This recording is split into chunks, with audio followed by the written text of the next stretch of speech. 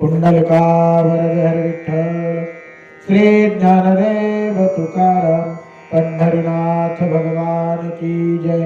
माऊली ज्ञानेश्वर महाराज की जय। जगद्गुरु संत श्री तुकाराम महाराज की जय।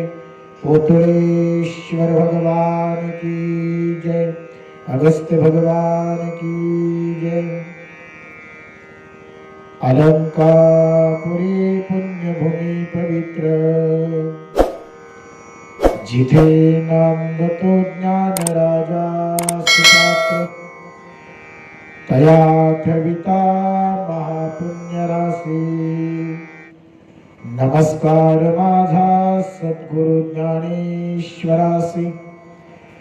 नमो सद्गुरु तुकया ज्ञानदीपा।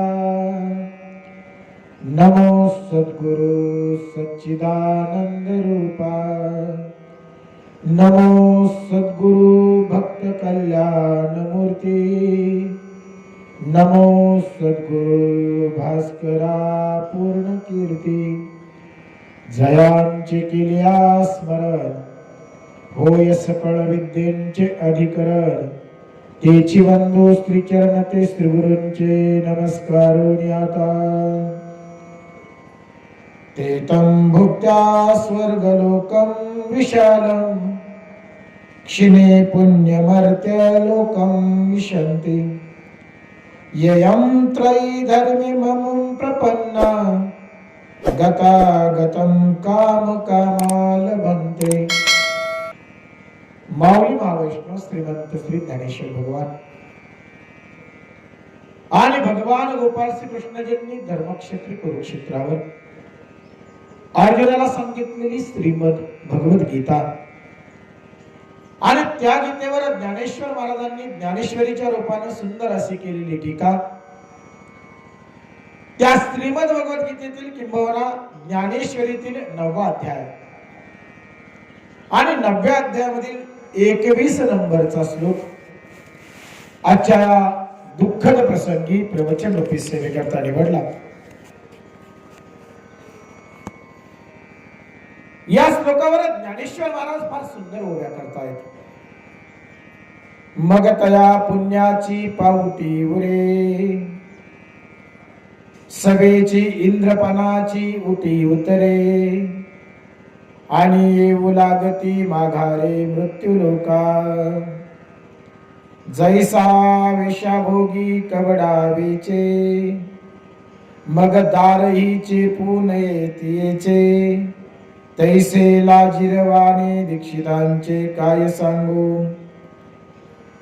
ज्ञानेश्वर महाराज या ओव्यातून किंवा भगवान कृष्ण या श्लोकामधून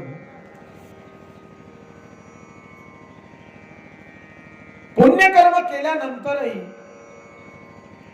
स्वर्गलोक भोगल्यावर त्याला पुन्हा मृत्यू लोकामध्ये यावं लागतं। तेतं भुक्त्या स्वर्गलोकं विशालं क्षिणे पुण्यवर्त लोकं विशन्ति। एवं त्रयीधर्म्य मनुप्रपन्ना गतागतं कामकामा लभन्ते। याचा अर्थ असा आहे की पुण्यकर्म जरी केले तरी देखील त्या पुण्यकर्मांच्या योगानं स्वर्गाची प्राप्ती होते आणि स्वर्ग भोगल्यानंतर त्याला पुन्हा मृत्यू लोकामध्ये जन्म घ्यावा लागतो। याचा अर्थ असा आहे की पुण्यकर्म ही केवळ आणि केवळ स्वर्गापर्यंत घेऊन जाणारे आहेत, परंतु आमच्या गीतेनं, आमच्या ज्ञानेश्वरीनं, आमच्या संतांनी आम्हाला स्वर्गाच्याही पलीकडं मोक्ष प्राप्तीचा मार्ग दाखवावा। बर का? तुम्ही आम्ही का जन्माला आलो, तुमच्या माझ्या येण्याचं कारण काय, तुम्ही आम्ही मनुष्य देहामध्ये आहोत, मग मनुष्य जन्म आम्हाला का लाभला, नेमका उद्देश काय, माणसानं कशासाठी जगलं पाहिजे, कशाच्या प्राप्तीसाठी आपलं आयुष्य खर्ची घातलं पाहिजे, याबाबत शास्त्रांमध्ये, ग्रंथांमध्ये बरेच मार्गदर्शन तुम्हाला आम्हाला ऐकायला मिळतात। खरंच आम्ही विचार केलाय का आम्ही का जगतो आणि कशाच्या प्राप्तीसाठी जगतो? हा विचार कदाचित आम्ही स्वतःच्या बाबतीत करत नाही. ज्या पद्धतीनं इतर जगतात त्याच पद्धतीनं आमचं जगणं सुरू आहे. पुढच्यानं जावं त्यांच्या मागे आमचं जाणं सुरू आहे. मग कधीतरी आम्ही आत्मपरीक्षण केलंय का? कधीतरी आम्ही स्वतःमध्ये डोकावलंय का? कधीतरी आम्ही स्वतःकडे बोट करून स्वतःला प्रश्न विचारलेत का की नेमकं माझं येण्याचं कारण काय? मी जन्माला का आलो? परमेश्वरानं मला माणूस म्हणून जन्माला घातलंय, मग नेमकं त्याचं काय कारण असावं? विनाकारण तर आपण जन्माला आलो नाही. एक गोष्ट लक्षात ठेवा, या जगतामध्ये या विश्वामध्ये अशी एकही घटना नाही जी विनाकारण आहे. या जगात विनाकारण काहीच घडत नाही. प्रत्येक घटनेला काहीतरी कारण असतं आणि घटनेला काहीतरी परिणाम असतो. मग ते क्षुल्लक घटना जरी असली ना तरी देखील त्या घटनेला काहीतरी कारण आहे. गवताची एक काडी या ठिकाणाहून त्या ठिकाणी गेली, ही साधी वाटणारी घटना सुद्धा काहीतरी कारणाशिवाय घडलेली नाही. या ठिकाणी पडलेली गवताची काडी त्या ठिकाणी गेली आहे, त्यालाही कारण आहे आणि घडलेल्या घटनेला सुद्धा परिणाम आहे. आणि म्हणून विनाकारण या जगतामध्ये या विश्वामध्ये काहीच घडत नाही, विनाकारण नाही. मग तुमचं माझं येणं तरी विनाकारण कसं असेल? काहीतरी कारण असेल ना. परमेश्वरानं ज्या अर्थी आम्हाला जिवंत ठेवलंय आणि परमेश्वर ज्या अर्थी आम्हाला मनुष्य जन्म देतोय त्या अर्थी नक्कीच आमच्या येण्याचं काहीतरी उद्देश आहे, काहीतरी कारण आहे. ते कारण आम्ही कधी शोधायचा प्रयत्न केलाय का? की आम्ही जन्माला आम्हाला परमेश्वरानं जन्माला घातलं, मनुष्य देह दिला म्हणजे मग आम्ही इतर जगतात त्या पद्धतीनं जगत राहावं, चाकोरीमध्ये जगत राहावं की काहीतरी वेगळं करावं? परमेश्वरानं नेमका आम्हाला जन्माला घालण्याचा उद्देश काय आहे, हा उद्देश जोपर्यंत आपल्याला सापडत नाही ना तोपर्यंत जीवन व्यर्थ आहे. जीवनाचा उद्देश जोपर्यंत तुम्हाला आम्हाला समजत नाही, आम्ही का जन्माला आलो याचं कारण जोपर्यंत आम्हाला उलगडत नाही ना तोपर्यंत आमचं जगणं हे फक्त जगणं आहे, त्याला अर्थ नाहीये. आणि मला वाटतं जगण्याला काहीतरी अर्थ असावा, असं जगणं असावं. जीवन सार्थकी लागावं, आल्या जन्माचं सार्थक व्हावं आणि ते सार्थक तुम्हा आम्हाला अनुभवायला मिळावं. ही फार महत्वाची गोष्ट आहे. मी माझ्या जीवनाचं सोनं केलं अशी म्हणणारी माणसं फार थोडी आहेत. मी माझ्या जीवनामध्ये धन्य झालो ही वाक्य ऐकायला दुर्मिळ आहेत. माझं जीवन सार्थकी लागलं ही वाक्य ऐकायला दुर्मिळ आहेत की नाही आजकाल? कारण जीवन सार्थकी लागणं याचा अर्थ फार मोठा आहे. माझ्या जीवनाचा मी सार्थक केलं, मग नेमकं सार्थक झालं कशानं? आम्ही सार्थक मानतो कशात? बरीच माणसं म्हणतात आता काय हो बँकेत भरपूर बॅलन्स आहे, सार्थक झालंय जीवनाचं. पैशानं जीवनाचं सार्थक होतंय का? घर बांधून कुणाला सार्थकी, जीवन कुणाचं सार्थकी झालं? एक जण तर म्हणत होता महाराज 6 मुली झाल्या, मुलगाच होईना हो. शेवटी 7व्या वेळेस मुलगा झाला, जीवन सार्थकी झालं मुलगा झाल्यावर. पण तोच मुलगा मोठा झाला आणि याला घराच्या बाहेर काढल्यावर मग म्हणतो नसता झाला तर बरं झालं असतं. आम्ही जीवनामध्ये कुठं सार्थक मानतो. म्हणून एक लक्षात घ्या, जीवन सार्थकी लागणं याचा अर्थ असा आहे की जीवनामध्ये ज्या उद्देशानं तुम्ही आम्ही जन्माला आलो तो जीवनाचा उद्देश पूर्ण झाला. लक्षात घ्या. मग आमच्या जीवनाचा उद्देश काय? पैसा कमवणं. आमच्या जीवनाचा उद्देश काय? 4 मजली घर बांधायचंय. आमच्या जीवनाचं ध्येय काय, उद्देश काय? 4 चाक्या घ्यायच्या आहेत, जमीन कमवायची आहे. नेमकं आम्हाला आमच्या जीवनात करायचंय काय हे सगळं घेऊनही कुणाला प्राप्त झालं? कुणालाच नाही. सिकंदरासारखा जग जिंकणारा राजा सुद्धा हात हलवत गेला. ज्या राजानं, अलेक्झांडर ग्रीक देशाचा राजा, त्या राजानं सारं जग जिंकलं. जग जिंकणाऱ्या राजाला कशाची कमतरता असणार आहे? कशाचीच नाही. कुठल्या ऐश्वर्याची कमतरता आहे त्याला? ज्याच्या पायाजवळ जगातली सारी संपत्ती लोळण घेतीये, त्याला कुठल्या भौतिक सुखाची कमतरता असेल? कुठल्याच नाही. पण तरी देखील जाताना त्याला हात हलवत जावं लागलं. कमावलेल्या संपत्तीतला एक छदाम सुद्धा त्याला नेता आला नाही. रिकाम्या हातानं गेला. मग मिळवलेली संपत्ती हा आमच्या जीवनाचा उद्देश आहे का? परमेश्वरानं त्याच्यासाठी आम्हाला जन्माला घातलंय का? त्याच्यासाठी हा सुंदर नरदेह मिळालाय का? देह मिळालाय तर तो कशासाठी मिळालाय? एक लक्षात घ्या, आम्ही फार भाग्यवान आहोत की आम्ही माणूस म्हणून जन्माला आलोत. हे फार मोठं भाग्य आहे. पूर्वजन्मी आम्ही बहुपुण्य केले, फार फार पुण्याई असावी, तेव्हा परमेश्वराची कृपा झाली आणि आम्ही माणूस म्हणून जन्माला आलो. पण आम्हाला त्याचा उद्देश कळला नाही. त्या मनुष्य जन्माचं सार्थक आम्हाला करता आलं नाही. आम्ही नको त्याच्यासाठी खर्ची घातला, नको त्याच्यासाठी. या नरदेहाच्या योगानं आम्ही काय केलं?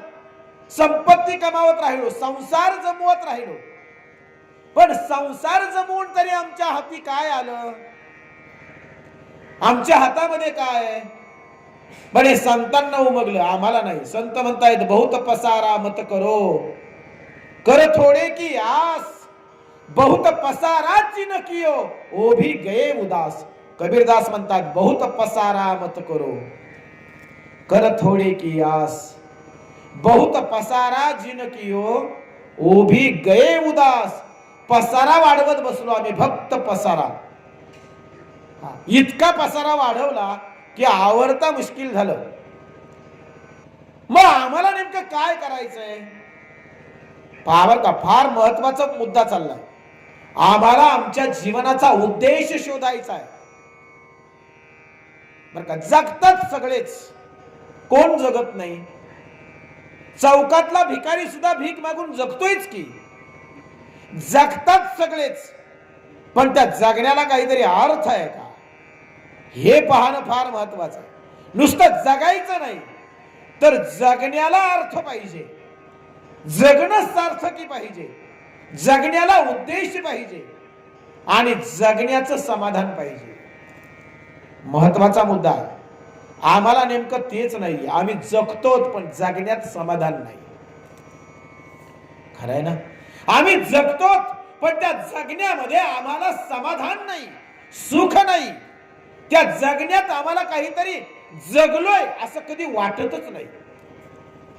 ते वाटणं फार महत्वाचं आहे. आणि ते कशाने वाटेल महाराज? मनुष्य देहामध्ये आल्यानंतर आम्ही नेमकं कशासाठी जगतो हा प्रश्न फार महत्वाचा आहे. फार महत्वाचा प्रश्न आहे. आम्ही कधी शोधतच नाही.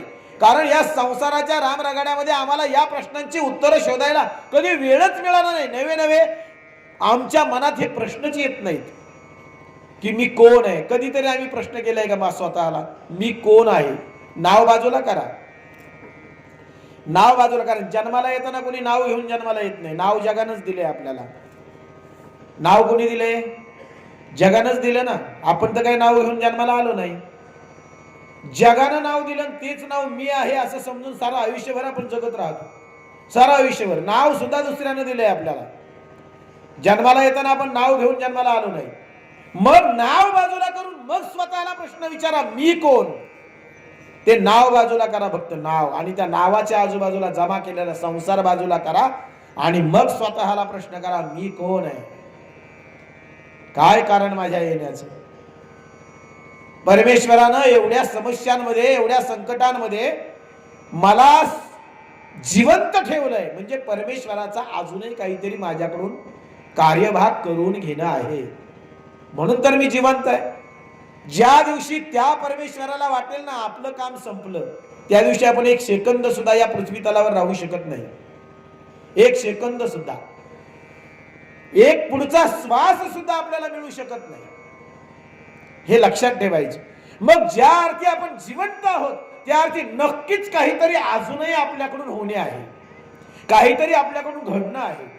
त्याच उद्देशानं आणि त्याच कार्यासाठी परमेश्वरानं तुम्हा आम्हाला जिवंत ठेवलंय. मग ते कार्य कधी आम्ही शोधलंय का? आम्ही काय केलं माहितीये का? जन्माला आलो, वस्तू जमा करत राहिलो, संसार जमा करत राहिलो, कमावत राहिलो. काय कमावलं? शेवटी हातात शून्य उरला.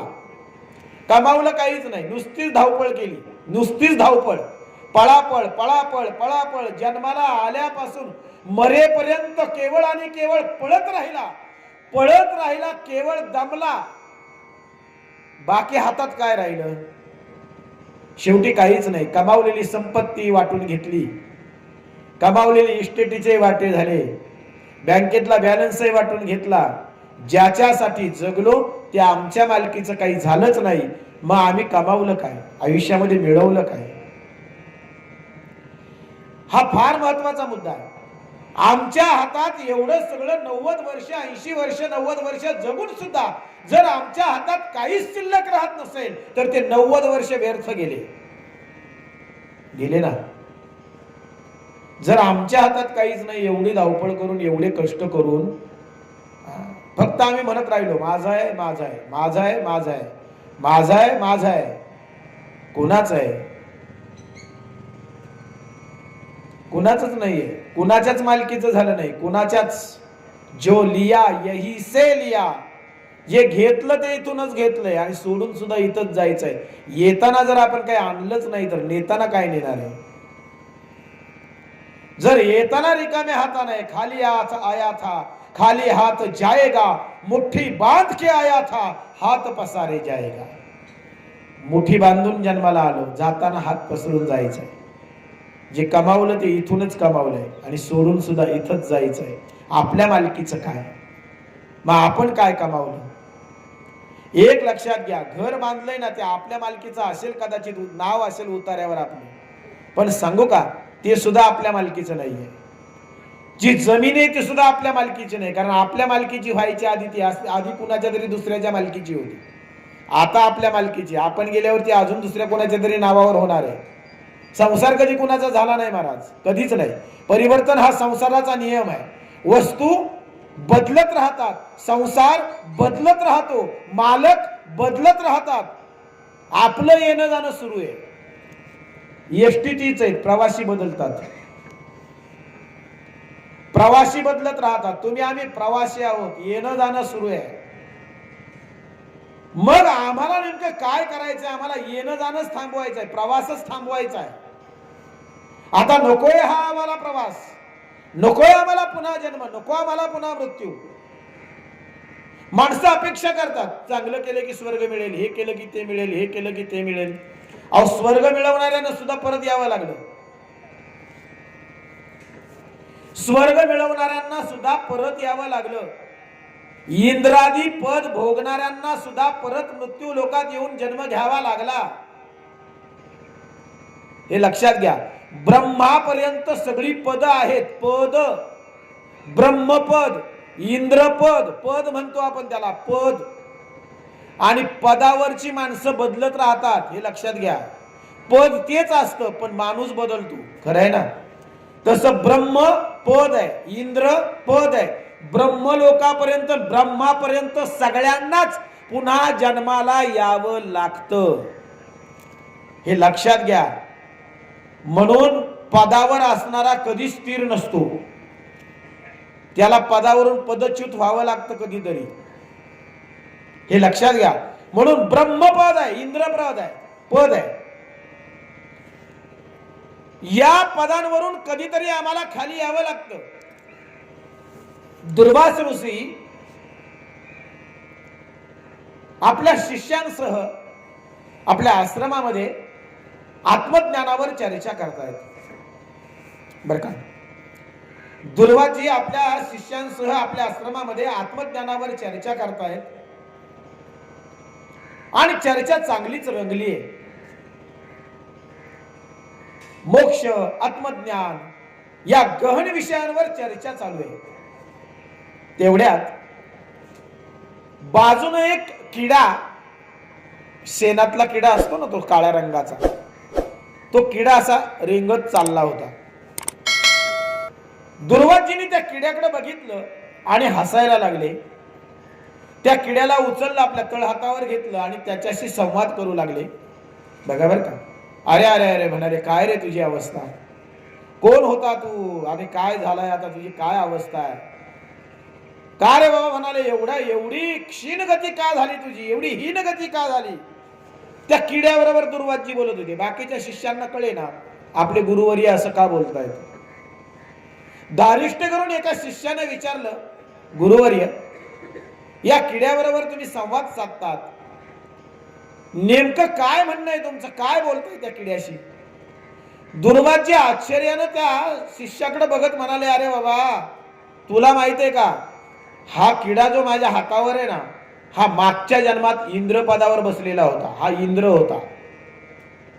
हा किडा कोण होता, इंद्र होता. आणि त्याची या जन्मात काय अवस्था आहे बघ, मागच्या जन्मात इंद्रपद भोगणारा हा आज रेंगाळतोय जमिनीवर सेनामध्ये. बघा बरं का, विचार करा, इंद्रपद भोगणारा आज सेनातला किडा होऊन जमिनीवर रेंगाळतोय. हे दुर्वाजींनी आपल्या शिष्याला सांगितलं. ही गती का झाली, एक लक्षात घ्या, पुण्य क्षीण झाले की पुन्हा जन्माला यावं लागतं. पुण्य क्षीण झालं की पुन्हा स्वर्ग सोडावा लागतो. म्हणून आमच्या संतांनी, आमच्या ग्रंथांनी, आमच्या हिंदू धर्मानं आम्हाला स्वर्गात अडकवून ठेवलं नाही, आम्हाला स्वर्गाच्या पलीकडे जायला सांगितलं. मोक्ष प्राप्तीची कवाडं आमच्यासाठी खुली केली. म्हणून संतांचे, ऋषीमुनींचे आमच्यावर फार मोठे उपकार आहेत. आमच्या ग्रंथांचे, आमच्या शास्त्रांचे आमच्यावर उपकार आहेत की त्यांनी आम्हाला स्वर्गात नाही अडकवून ठेवलं, स्वर्गाच्याही पलीकडं मोक्षाचं कवाड आमच्यासाठी खुलं करून ठेवलं. मोक्ष प्राप्ती, बस. पुन्हा जन्म नको, पुन्हा मृत्यू नको. जन्म मृत्यूच्या पलीकडे जायचं एक टेक्निक, एक सूत्र संतांनी तुम्हा आम्हाला दिलंय. ते सूत्र आम्ही शोधलं पाहिजे. ते तुमच्या माझ्या जवळ आहे, पण आम्ही कधी शोधत नाही, आम्ही तिकडे कधी जात नाही. आमची अवस्था सुद्धा तशीच आहे. आम्ही सुद्धा रेंगाळतोच, आम्ही सुद्धा रेंगतोच या पृथ्वी तलावर. कुठेतरी आम्ही चांगली कर्म केली असतील त्याची फलश्रुती आम्हाला मिळणारच आहे, आणि वाईट केलं असेल तर त्याची फलश्रुती मिळणारच आहे. म्हणून कर्म कराल तर पुन्हा त्या कर्मांची परिणिती तुम्हा आम्हाला भोगावी लागते. म्हणून भगवंत म्हणतात की कर्मांच्याही पलीकडे जाऊन आम्ही जीवन जगलं पाहिजे, कर्मातीत जीवन जगलं पाहिजे, नैष्कर्म्यता जीवनामध्ये साधली पाहिजे. या गोष्टी फार महत्वाच्या आहेत. ही नैष्कर्म्यता, निष्कर्मता, कर्मातीत जीवन. तुम्ही म्हणाल महाराज ही शब्द फार अवघड आहेत. कर्मातीत म्हणजे कर्माच्या पलीकडे कोण गेलाय आणि कर्मांपासून कोण सुटलाय, कर्मांपासून कोण मुक्त झालाय, कोणीच नाही. शरीराच्या आश्रयाला जोपर्यंत तुम्ही आम्ही आहोत तोपर्यंत आम्ही कर्मांनी बांधलेले आहोत.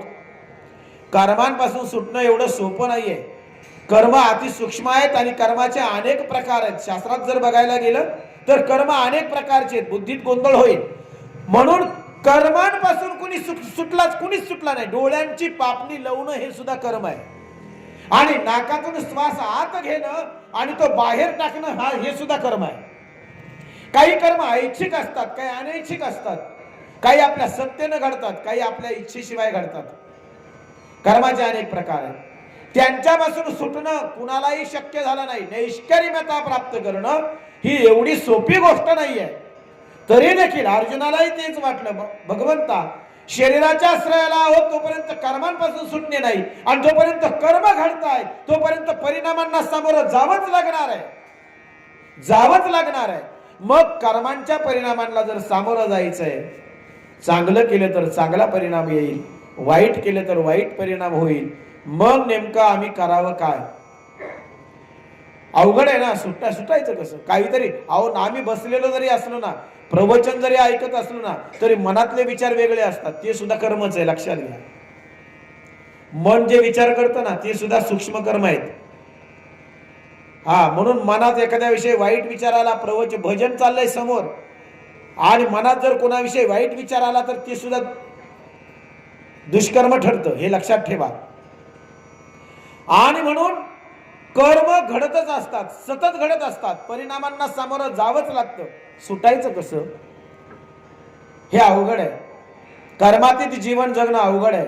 त्याला जीवनमुक्त म्हणतात. जीवनमुक्त म्हणजे कर्म करून सुद्धा कर्मांच्या पलीकडे जो गेला, ज्यानं कर्मांवर मात केली, त्याला जीवनमुक्त म्हणतात. ते चालते ज्ञानाचे बिंब, तयाचे अवयव ते सुखाचे कोंब, एल माणूस बनते भांबलौकिकाचे. त्याचं वागणं बोलणं तुमच्या माझ्यासारखं आहे, परंतु तो कर्मांच्या पलीकडचा आहे. भगवान श्रीकृष्ण हे महान कर्मयोगी त्यांच्याकडे म्हणून संबोधलं गेलं. बघा ना तुम्ही, 16,108 राणी भगवान श्रीकृष्णांना, तरी ब्रह्मचारी आहेत, है ना. कृष्णाच्या बाबतीत काय म्हटलंय, 16,108 पत्नी होत्या, पण तरी ब्रह्मचारी होता. याला जीवनमुक्त म्हणतात, याला जीवनमुक्त म्हणतात. चला हा मुद्दा थोडासा सोपा करूया. जीवनमुक्त याचा अर्थ असा आहे की कर्म करून सुद्धा त्याला त्याचे परिणाम बांधत नाहीत. तो कर्मांच्या परिणामांपासून सुटलाय. हे कसं शक्य आहे? कर्म केले आणि परिणाम नाही असं तर शक्य नाही. कर्म केले की परिणाम आहे हे निश्चित आहे. तुम्ही आम्ही जन्माला काय येतो तर हे कर्माचाच परिणाम आहे. या बाकीच्या योनी ज्या जन्माला आल्या त्या कर्माचाच परिणाम आहे, हे लक्षात घ्या. बाकीच्या ज्या 84 लक्ष योनी आहेत तो सुद्धा कर्मांचाच परिणाम आहे. मनुष्य जन्मामध्ये तुम्ही आम्ही जी काही कर्म करू त्या कर्मानुसार गती प्राप्त होते, हे लक्षात घ्या. मनुष्य जन्म हा एकमेव असा जन्म आहे जिथं कर्म करण्याचं स्वातंत्र्य आहे. कर्म करण्याची तुम्हा आम्हाला मुभा आहे आणि कर्म कोणतं करावं कोणतं करू नये याची परवानगी किंवा याचा निवाडा करण्याची बुद्धी फक्त माणसाला आहे, इतर पशूंना प्राण्यांना नाहीये. म्हणून त्या भोग योनी म्हटलं गेलं. कर्म करण्याचा अधिकार फक्त माणसाला आहे. तुम्हा आम्हालाच कळतं चांगलं आणि वाईट, पशुला कळत नाही, नाही कळत त्याला. आहार निद्रा भय मैथून याच्या पलीकडे पशूंना कळत नाही. चांगलं आणि वाईट फक्त तुम्हा आम्हालाच कळतं. आणि म्हणून निवाडा करण्याचं सुद्धा बुद्धी तुम्हा आम्हालाच आहे. म्हणून तुम्ही आम्ही ठरवावं नेमकं काय करायचं आणि काय करायचं नाही. आम्हाला कळतं चांगलं काय आणि वाईट काय, कळतं ना. मी जे करतोय ते चांगलं आहे की वाईट आहे हे आपल्या मनाला आपण विचारू शकतो आणि आपल्याला कळतं सुद्धा. दुसऱ्यांनी सांगण्याची गरजच नाही. मी जे करतोय ते चांगलं आहे का. मला सांगा, दुसऱ्याचा मत्सर करणं चांगलं की वाईट? दुसऱ्याचा द्वेष करणं चांगलं की वाईट? अहो वाईटच आहे, पण करतात ना माणसं, नाही करत का? म्हणजे वाईट आहे हे कळतंय तरी आपण द्वेष करतोच की नाही कुणाचा तरी, कुणाचा तरी मत्सर करतोच की नाही, कुणाबद्दल तरी मनात राग आहे की नाही, कुणाबद्दल तरी द्वेष आहे की नाही, कुणाबद्दल तरी आकस आहे की नाही. मग हे वाईट आहे तरी आमच्या मनात आहे की नाही ते, म्हणजे आम्हाला कळतंय वाईट आहे तरी आम्ही करतोय. म्हणजे वाईट घडतंच की नाही आमच्याकडून.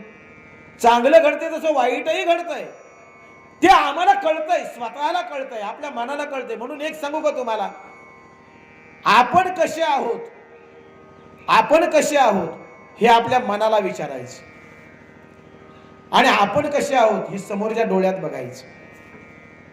विचारायची गरज नाही. जगानंच मला चांगलं म्हणावं हे जगाला आग्रह करण्याची आवश्यकता नाही.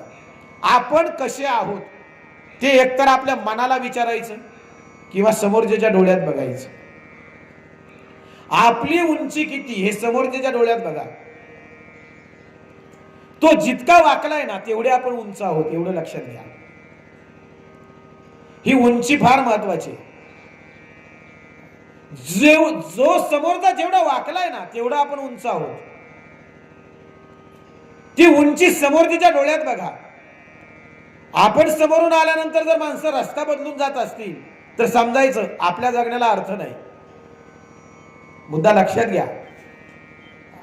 समोरून आल्यानंतर जर माणसं रस्ता बदलत असतील, चला रे म्हणाले इकडून जाऊ, तो आलाय समोरून, म्हणजे आपल्या येण्यानं जर माणसं दुखावत असतील, आपल्या येण्यानं जर, तर समजायचं आपली उंची काय, नाही का. ही फार महत्वाची गोष्ट आहे. आणि म्हणून आपली उंची समोरच्याच्या नजरेत कमवा आणि आपण काय करतोय ते आपल्या मनाला विचारा. माणसं अहंकारामध्ये अभिमान न जाणू कुठला अहंकार आणि कुठला अभिमान करत बसतात. आणि काय घेऊन बसले महाराज, इतका अहंकार, इतका अभिमान, बोलण्यात अभिमान, चालण्यात अभिमान, वागण्यात अहंकार. कसला अहंकार घेऊन बसलाय, शेवटी राखच होणार आहे. खरंय ना, शेवटी राखच आहे ना. कितीही मोठा संत असला तरी त्याला मरावंच लागतं आणि कितीही मोठा दुष्ट असला तरी मरावंच लागतं. शेवटी स्मशानात येऊन राख होऊनच पडावं लागतं. कसला अहंकार घेऊन बसलाय. त्या हाडांची मोळी जेव्हा बांधली जाते ना आणि गवताप्रमाणे जेव्हा केस जळतात ना चितेमध्ये, तेव्हा सगळा अहंकार गळून पडतो. ज्याचा अहंकार घेऊन बसलात ना जीवनभर, ज्याचा अहंकार पाळलाय ना, तो चितेवर ठेवल्याबरोबर गळून जातो. म्हणून आपली श्रीमंती समोरच्याच्या नजरेत आणि समोरच्याच्या मनात कमवा. असे पैशाने श्रीमंत भरपूर आहेत जगात. तुमच्या पैशाला आणि तुमच्या इस्टेटीला कोण विचारणार आहे महाराज. मुद्दा नीट लक्षात घ्या. आणि म्हणून तुम्ही काय कमावलं याच्याशी जगाला काही घेणं नाही. तुमच्या बँकेत किती बॅलन्स आहे याच्याचं जगाला काही घेणं नाही. तुमच्याकडे किती जमीन आहे याचं जगाला काही घेणं नाही. तुम्ही थोडीच जगाला वाटून देणार आहेत, त्याच्याशी जगाला काही घेणं नाही. तुम्ही माणसांशी कसे वागता, तुम्ही माणसांबरोबर कसे बोलता, तुमचं आचरण कसं, तुम्ही समोरच्याशी कसा व्यवहार करता, त्याच्यावरून तुमची उंची ठरते. तुमच्या पैशावरून तुमची उंची ठरत नाही, इस्टेटीवरून ठरत नाही. म्हणून का आपण कसं जगतो त्याच्याकडे आपण त्याचं मूल्यमापन केलं पाहिजे. ही फार महत्वाची गोष्ट आहे. माणसं याच्याकडे लक्ष देत नाहीत. म्हणून म्हटलं कुठला अहंकार आणि कुठला अभिमान करत बसतात माणसं. या पुण्यकर्म करणाऱ्यांना सुद्धा पुन्हा यावं लागलं. स्वर्ग लोकम विशालम क्षिणे क्षिणे पुण्यमर्त्य लोकम विशंती. क्षीण झालं की पुन्हा यावं लागतं. स्वर्गाला गेलेल्यांना पुन्हा, मी मगाशीच सांगितलं की इंद्रपद भोगणाऱ्याला सुद्धा सेनातला किडा होऊन रेंगाळावं लागलं, रेंगाळावं लागतं. तिथं आपली काय गत आहे.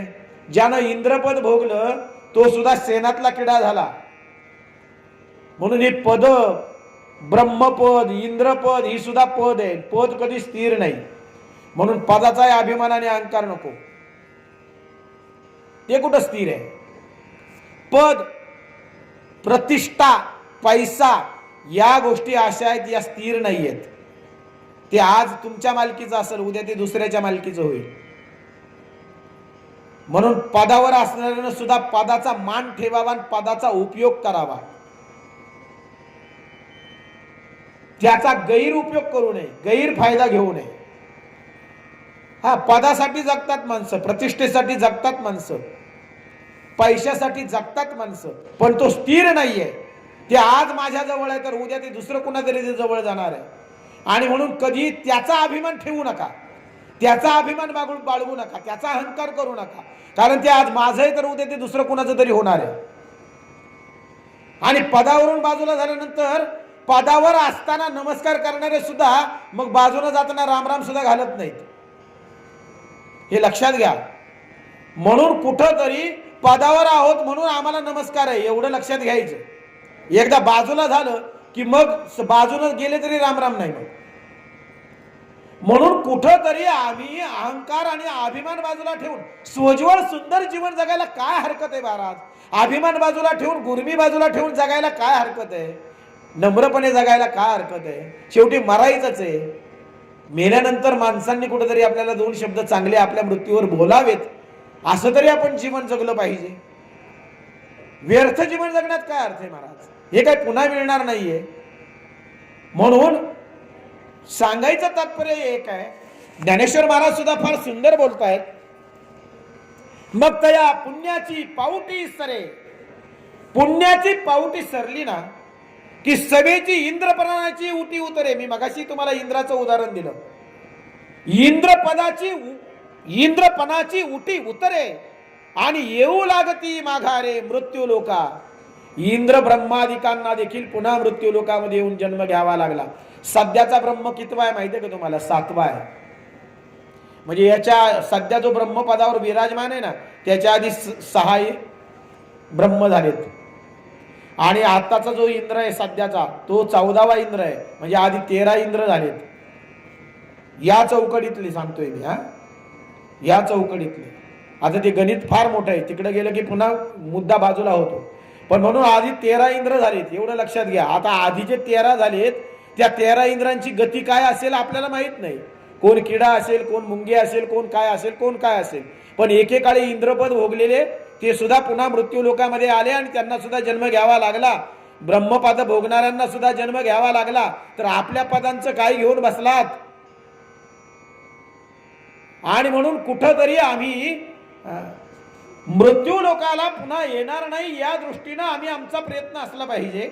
जैसा वेश्याभोगी कवडा वेचे, मग दारही चेपू नये तियेचे, तैसे लाजीरवाने दीक्षितांचे काय सांगू. एवं थितिया माते चुकले, जिही पुण्य स्वर्ग कामिले, तया अमरपण ते वाव झाले, अंती मृत्यू लोकू. म्हणून स्वर्गातले अमर देव सुद्धा मृत्यू लोकांमध्ये येण्याची इच्छा करतात. अमरता नकोय त्यांना, स्वर्ग नकोय त्यांना. स्वर्गीचे अमर इच्छिताती देव, मृत्यू लोके व्हावा जन्म आम्हा. कारण मृत्यू लोकामध्ये जरी दुःख असली तरी मृत्यू लोकामध्ये सोडवणूक करण्याचे उपाय आहेत. हे लक्षात घ्या. सुटण्याचे उपाय सुद्धा इथंच आहेत, स्वर्गात ते नाही आहेत. आणि म्हणून स्वर्ग नको. संत सुद्धा स्वर्गाला बाजूला करतात, नको आम्हाला. संतांनी सुद्धा स्वर्ग नाकारला. का नाकारला तर त्याला कारण हे, स्वर्गामध्ये गेलेल्यांना पुन्हा पुण्य क्षीण झाल्यानंतर मृत्यू लोकामध्ये यावं लागतं. आणि मृत्यू लोकामध्ये काय? मातीची उदर कुहरी, पचुनी विष्टेच्या दाथारी, उकडूनी नव मासारी, जन्मोजन्मी मरती. पुन्हा या मृत्यू लोकामध्ये येऊन जन्मोजन्मी तुम्हा आम्हाला आईच्या उदरामध्ये उलट लटकावं लागतं, विष्टेमध्ये पचावं लागतं, खचावं लागतं, नको त्या दुःखांना सामोरं जावं लागतं. आणि म्हणून ही सगळी दुःख भोगायला पुन्हा यावं लागतं. याच्यापेक्षा एक करा, आता आम्हाला हे नकोच आहे. या दृष्टीनं तुम्ही आम्ही जीवन जगलो पाहिजे. या दृष्टीनं तुमचं माझं जीवनाचं जगणं असलं पाहिजे. म्हणून पुढचा श्लोक फार महत्वाचा आहे. अनन्य चिंतयन्तो माये जना पर्युपासते, तेषां नित्याभियुक्तानां योगक्षेमं वहाम्यहम्. अनन्य चिंतयन्तो मा. म्हणून हे जर व्हावं असं जर वाटत असेल तर अनन्य चिंतयन्तो मा ये जना पर्युपासते, अनन्य भावानं भगवंताची शरणांगती, हेच कर्मांपासून सुटण्याचं खरं गणित आहे. कर्मांपासून सुटायचं असेल तर कर्म माझ्या सत्तेने घडतात हा अहंकार, आणि मी केलं हा अहंकार आमचा गळला पाहिजे. अहंकार संपला की मग त्या ठिकाणी तुम्हा आम्हाला कर्मांपासून मुक्ती प्राप्त होते. जेव्हा मी करतो असं आपण म्हणतो ना की परिणाम सुद्धा आपल्यालाच भोगावे लागतात, आणि जे घडतंय ते त्याच्या सत्तेने घडतंय असं जेव्हा म्हणतो ना तर सगळी जबाबदारी त्याची आहे.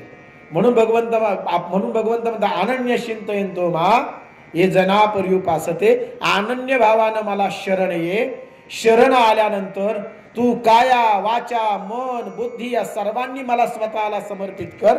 आणि असं झाल्यानंतर योगक्षेमम वहाम्यहम, तुझा योगक्षेम मी चालवीन. असं सुंदर विवेचन या ठिकाणी संपवतो.